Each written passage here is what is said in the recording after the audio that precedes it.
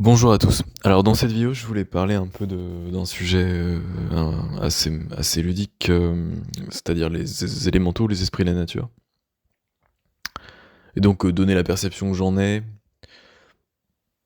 parce que on en parle pas mal, mais en fait l'idée que je veux faire passer, c'est que c'est avant tout des champs d'énergie. Ce sont comme les esprits de la nature.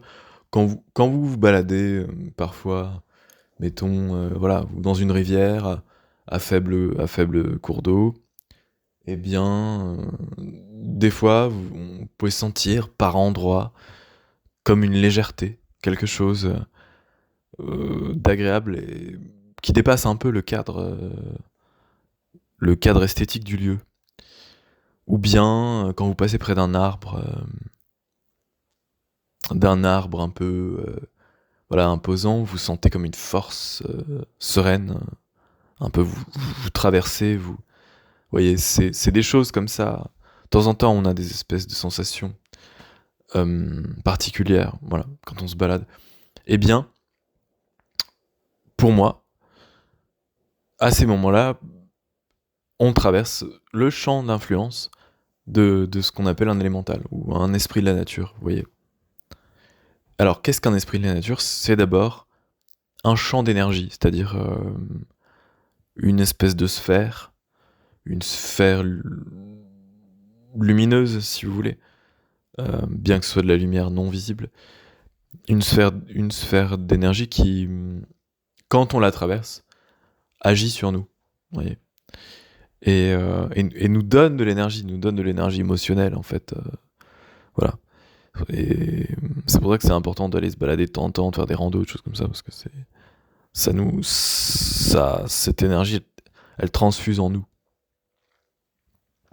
même inconsciemment, même inconsciemment. Donc voilà. Après, donc quand j'observe avec donc la clairvision, quand j'observe ces champs d'énergie, je vois effectivement des formes de silhouettes. Des silhouettes, des êtres, j'ai l'impression qu'il y a des êtres à l'intérieur de cette boule d'énergie, cette sphère. Et donc c'est pour ça qu'on peut parler d'élémentaux, d'esprits de la nature, vous voyez. Et donc c'est ce que les anciens appelaient des ondines, des faunes, peut-être des vouivres, des choses comme ça. Vous voyez, dans les rivières, c'est plutôt les ondines, bon. Mais voilà. Et comment je vois, par exemple, qu'est-ce que je vois, en fait? La question, c'est qu'est-ce que je vois quand je vois une ondine? Bon, eh bien, mettons, voilà, il y a le lieu en question, enfin, il y a un endroit de la rivière qui va émettre une énergie particulière, particulièrement agréable, particulièrement enchanteresse. Donc je vais caler la clairvision dessus, je vais essayer d'observer, en fait, il faut que je plisse un peu les yeux, etc., que je me mette dans un état particulier. Je vois, à ce moment-là, une espèce de sphère bleutée, hein, c'est ça que je vois, pour essayer de décrire les choses le plus précisément possible. Je vois une espèce de sphère bleutée, avec, donc, au centre, une silhouette. Et enfin, les ondines, ça ressemble un peu à des femmes nues, en fait. Donc, mais surtout, ce qui est important, et c'est ça que j'essaie aussi d'expliquer dans le livre que je suis en train d'écrire, c'est que quand on voit une créature invisible, ce n'est pas seulement qu'on la voit, c'est qu'elle nous traverse. C'est-à-dire que ce qu'elle est, ce qui émane d'elle, nous traverse. Encore plus fort. Vous voyez, ça, on en est comme baigné.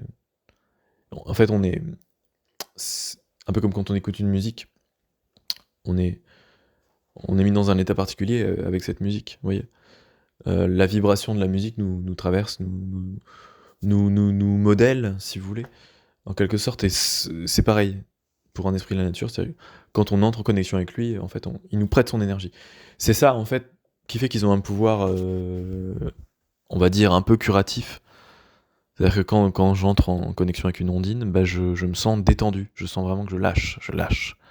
Quand j'entre en connexion avec l'esprit d'un arbre, d'un faune, à la base du tronc, toujours à la base du tronc, parce qu'il y a aussi d'autres esprits plus hauts dans l'arbre, mais à la base du tronc, je sens une force qui me vissent, qui me calent au sol. Vous voyez, c'est ça les esprits de la nature. C'est des forces dynamiques qui interagissent avec nous. Bien qu'on n'en soit pas conscient. Mais c'est mieux quand on en est conscient. C'est quand même mieux. C'est pour ça qu'il faut, quand vous vous baladez, sortez de vos écouteurs, essayez de vous mettre en connexion avec le paysage, quoi, avec ce qui vibre autour de vous. Faites-le. Voilà. Merci.